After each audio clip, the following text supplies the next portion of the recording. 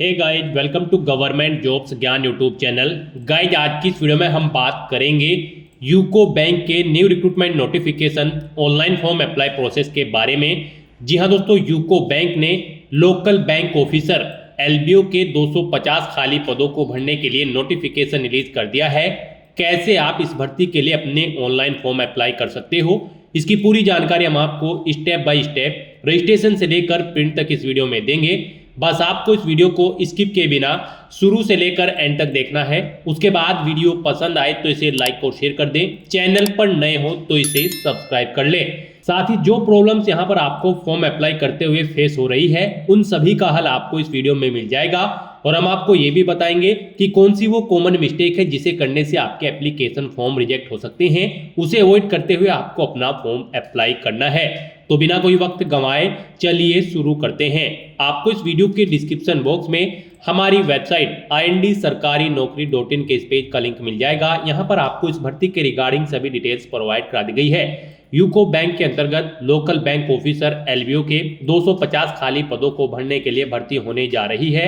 आप 16 जनवरी 2025 से 5 फरवरी 2025 तक अपने फॉर्म अप्लाई कर सकते हैं। Graduate degree holder candidate all India से अप्लाई कर सकते हैं। आपको इस पेज को नीचे स्क्रॉल डाउन करना है। इंपॉर्टेंट लिंक सेक्शन में आकर ऑफिशियल नोटिफिकेशन पीडीएफ लिंक पर क्लिक करके इस भर्ती के नोटिफिकेशन को ओपन कर लेना है और इसमें से आपको पूरी डिटेल रीड कर लेनी है। यहाँ पर यूको बैंक के अंतर्गत लोकल बैंक ऑफिसर एलबीओ के 250 खाली पदों को भरने के लिए भर्ती होने जा रही है। यहाँ पर आप स्टेट वाइज वैकेंसीज की डिटेल चेकआउट कर सकते हो, कौन से स्टेट में कितनी वैकेंसीज है। साथ ही साथ आप कैटेगरी वाइज वैकेंसीज की डिटेल भी चेकआउट कर सकते हो, कौन सी कैटेगरी के लिए कौन से स्टेट में कितनी नंबर ऑफ वैकेंसीज है। सभी डिटेल्स आपको यहाँ पर इस नोटिस में दे दी गई है, आप चेकआउट करें। साथ ही आपको कितनी सैलरी प्रोवाइड कराई जाएगी उसकी डिटेल दी गई है। आपका एलिजिबिलिटी क्राइटेरिया क्या होना चाहिए उसकी भी पूरी डिटेल यहाँ पर आपको इस नोटिफिकेशन में प्रोवाइड करा दी गई है। आपको सभी डिटेल्स इस नोटिस में से रीड करनी है। उसके बाद आपको अपने फॉर्म अप्लाई करने हैं। फॉर्म अप्लाई करने के लिए भी आपको हमारी वेबसाइट के इसी पेज पर ही अप्लाई ऑनलाइन का ये लिंक दिया गया है। जैसे ही आप इस लिंक पर क्लिक करेंगे तो आपके सामने यूको बैंक का ये ऑफिशियल पोर्टल ओपन होगा। यहाँ पर अगर आपने पहले से रजिस्ट्रेशन कर रखा है तो आपको अपना रजिस्ट्रेशन नंबर एंटर करना है, अपना पासवर्ड आपको एंटर करना है, ये कैप्चा कोड यहाँ पर आपको एंटर करना है और सबमिट की स्टेप पर क्लिक करके अपने डैशबोर्ड में लॉगिन कर लेना है और वहां से फिर आपको अपना फॉर्म अप्लाई करना है। और अगर आप इस भर्ती के लिए फर्स्ट टाइम अप्लाई करने जा रहे हो तो सबसे पहले यहाँ पर आपको अपना नया रजिस्ट्रेशन करना होगा। उसके लिए आपको यहाँ पर click here for new registration ये टैब दी गई है, आप इस पर क्लिक करें।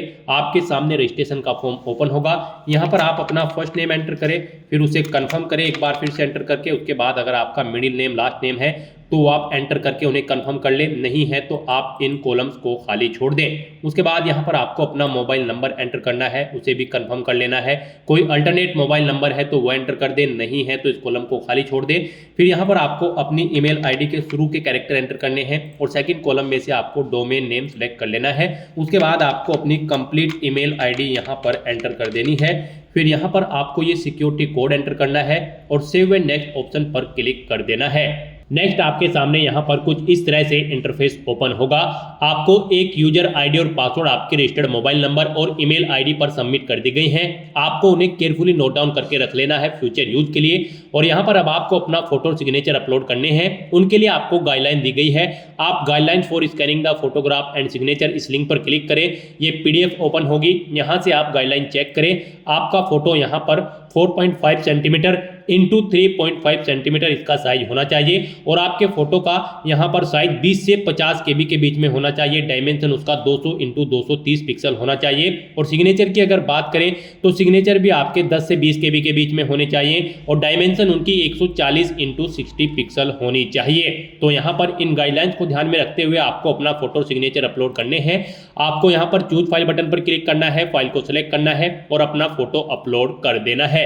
और उसके बाद आपको यहाँ पर अपना फोटो कैप्चर करना है लाइव कैमरे से, लाइव मोबाइल फोन से या फिर आप लैपटॉप के कैमरा से या फिर कंप्यूटर के कैमरा से आप अपना फोटो कैप्चर करेंगे। आपको कैप्चर फोटो ऑप्शन पर क्लिक करना है और अपना फोटो यहाँ पर लाइव कैप्चर कर देना है। उसके बाद आपको इस चेकबॉक्स को ओके करना है। फिर आपको यहाँ पर सिग्नेचर अपलोड करने के लिए चूज फाइल बटन पर क्लिक करना है, फाइल को सिलेक्ट करना है और अपने सिग्नेचर यहाँ पर आपको अपलोड कर देने हैं। उसके बाद आपको इस चेकबॉक्स को ओके करना है और फिर आपको यहाँ पर अपना फोटो सिग्नेचर अपलोड करने के बाद नेक्स्ट ऑप्शन पर क्लिक करना है। फिर आपके सामने कुछ इस तरह से इंटरफेस ओपन होगा। अब यहाँ पर आपको अपनी बेसिक डिटेल देनी है। सबसे पहले आपको स्टेट सेलेक्ट करना है, जिस स्टेट के लिए आप अप्लाई करना चाहते हैं।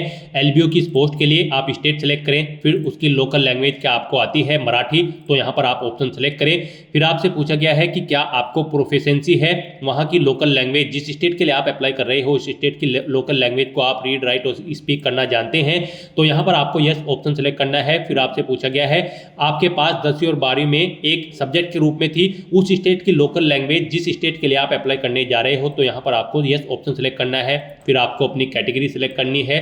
उसके बाद यहाँ पर आपसे पूछा गया है कि क्या आप पीडब्ल्यूबीडी कैंडिडेट हैं और आपकी परसेंटेज डिसेबिलिटी की 40% से अबव है। अगर है तो यस ऑप्शन सेलेक्ट करें। फिर अपनी डिसेबिलिटी का टाइप सेलेक्ट करें और फिर उसकी डिटेल दें।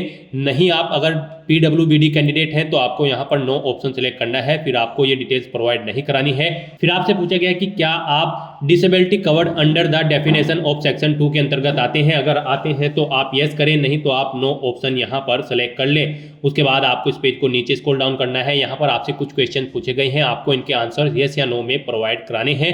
फिर यहाँ पर आपसे पूछा गया कि क्या आप ईएक्स सर्विसमैन या फिर कमीशन ऑफिसर कैंडिडेट हैं। अगर हैं तो यस करें और फिर उसकी डिटेल दें, नहीं है तो आप नो ऑप्शन सेलेक्ट कर लें। उसके बाद यहाँ पर आपको अपना रिलीजन सेलेक्ट कर लेना है। फिर यहाँ पर आपसे पूछा गया है कि क्या आप माइनॉरिटी कम्युनिटी के अंतर्गत आते हैं। अगर आते हैं तो यस करें, नहीं तो नो ऑप्शन सेलेक्ट करें। फिर आपको अपनी नेशनैलिटी यहाँ पर सेलेक्ट कर लेनी है। फिर आपको अपना स्टेट यहाँ पर सेलेक्ट कर लेना है, जिस स्टेट से आप यहाँ पर बिलोंग करते हैं। उसके बाद यहाँ पर आपको एग्जामिनेशन सेंटर सेलेक्ट करना है, जिस सेंटर पर आप एग्जाम में पार्टिसिपेट करना चाहते हैं। उसके बाद आपको अपनी डेट ऑफ बर्थ यहाँ पर सेलेक्ट करनी है।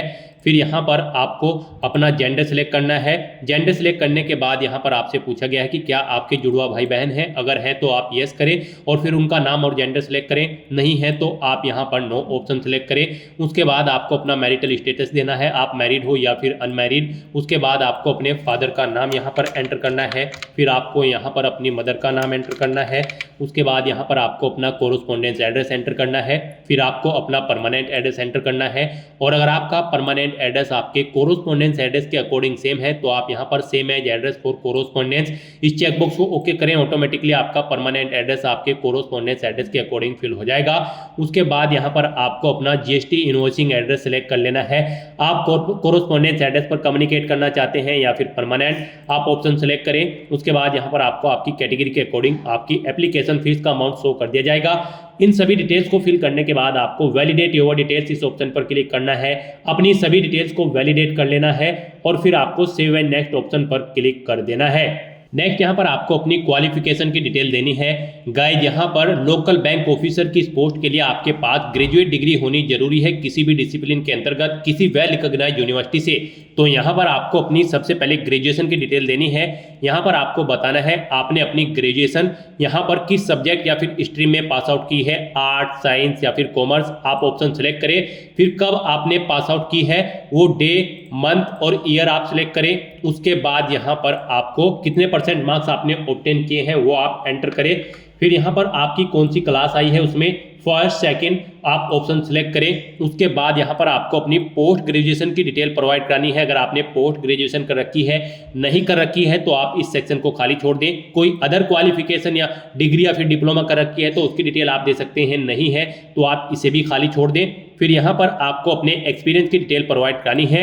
अगर आपको एक्सपीरियंस है और अगर आपको एक्सपीरियंस नहीं है तो आप इस सेक्शन को भी खाली छोड़ दें। यहाँ पर अगर आपको एक्सपीरियंस है और आप उसकी डिटेल देना चाहते हैं तो सबसे पहले यहाँ पर आपको अपना नाम देना है। फिर डेजिग्नेशन देनी है, किस डेजिग्नेशन पर आप कार्यरत थे। फिर कब से कब तक आपने जॉब की है वो डे, मंथ, ईयर आप यहाँ पर सेलेक्ट करें। नेचर ऑफ ड्यूटी दें, जॉब छोड़ चुके हैं तो उसे छोड़ने का कारण यहाँ पर दें। इन डेट्स के अकॉर्डिंग यहाँ पर आपके एक्सपीरियंस की डे, मंथ और ईयर कैलकुलेट होकर आ जाएंगे। उसके बाद अगर आपको एक से ज्यादा जगह वर्किंग एक्सपीरियंस है तो यहाँ पर आप ऐड मोर ऑप्शन पर क्लिक करें। एक और रो यहाँ पर एक्सपीरियंस की ऐड होगी और उसमें आप अपने एक्सपीरियंस की डिटेल दे दें। रिमूव करना चाहते हैं तो आप रिमूव की स्टेप पर क्लिक करके रिमूव कर सकते हैं। उसके बाद आपसे पूछा गया है कि क्या आप प्री एग्जाम ट्रेनिंग लेने के इच्छुक हैं। अगर हैं तो यस करें, नहीं है तो आप नो ऑप्शन सेलेक्ट करें। यहाँ पर आपका पीईटी ऑनलाइन मोड में होगा।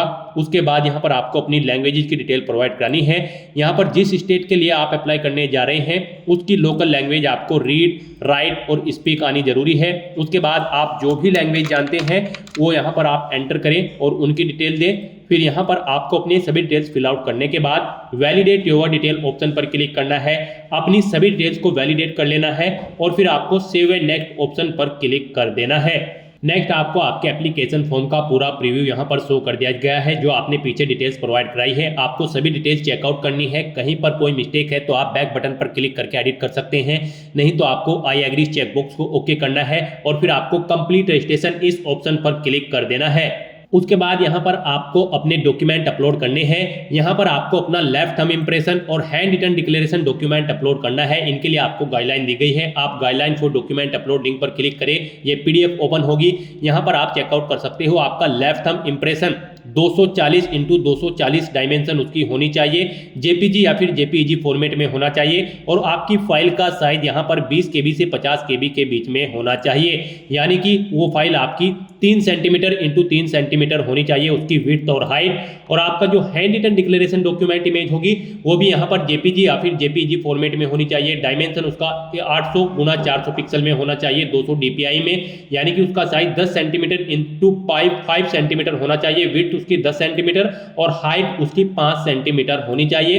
फाइल का साइज आपका 50 KB से 100 KB के बीच में होना चाहिए।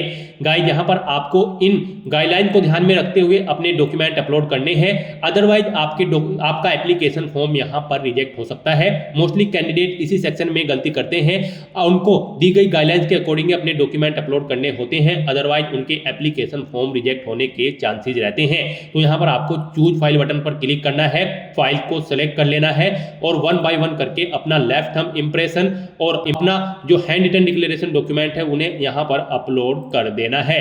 इस तरह से अपने डॉक्यूमेंट्स अपलोड करने के बाद आपको ये सिक्योरिटी कोड यहाँ पर एंटर करना है और फिर आपको सेव एंड नेक्स्ट ऑप्शन पर क्लिक कर देना है। नेक्स्ट यहाँ पर आपको आपके एप्लीकेशन फीस का अमाउंट शो कर दिया जाएगा आपकी कैटेगरी के अकॉर्डिंग। गाइस यहाँ पर जनरल ओबीसी ईडब्ल्यूएस कैंडिडेट को 850 रुपये प्लस जीएसटी चार्ज फीस के रूप में जमा कराने हैं। एससी एसटी पीडब्ल्यूबीडी कैंडिडेट को 150 रुपये plus GST charges application fees के रूप में जमा कराने होंगे। तो यहाँ पर आपको आपकी कैटेगरी के अकॉर्डिंग एप्लीकेशन फीस का अमाउंट शो कर दिया जाएगा। आपको यहाँ पर ये सिक्योरिटी कोड एंटर करना है और सबमिट बटन पर क्लिक कर देना है। उसके बाद आपको ओके करना है। फिर आपको फीस पेमेंट के इंटरफेस पर डायरेक्ट कर दिया जाएगा। यहाँ पर आप debit card, credit card, net banking, wallet, cash card या फिर क्यूआर या फिर यूपीआई के माध्यम से आप अपना फीस पेमेंट कर सकते हैं। आप अपनी चॉइस के अकॉर्डिंग कोई भी ऑप्शन सेलेक्ट करें और अपना फीस पेमेंट कर दे। फीस पेमेंट करने के बाद आपका एप्लीकेशन फॉर्म सक्सेसफुली सबमिट हो जाएगा। उसके बाद आपको अपने एप्लीकेशन फॉर्म का एक हार्ड कॉपी प्रिंट आउट ले लेना है फ्यूचर यूज के लिए, फ्यूचर रेफरेंस के लिए। तो दोस्तों ऐसे आप UCO bank local bank officer LBO की 250 पोस्ट के लिए फॉर्म अप्लाई कर सकते हो बिना कोई मिस्टेक किए हुए। आज की इस वीडियो में बस इतना ही। आई होप ये वीडियो आपको पसंद आई होगी। अगर पसंद आई हो तो इसे लाइक और शेयर करें। चैनल पर नए हो तो इसे सब्सक्राइब कर लें। Thanks for watching.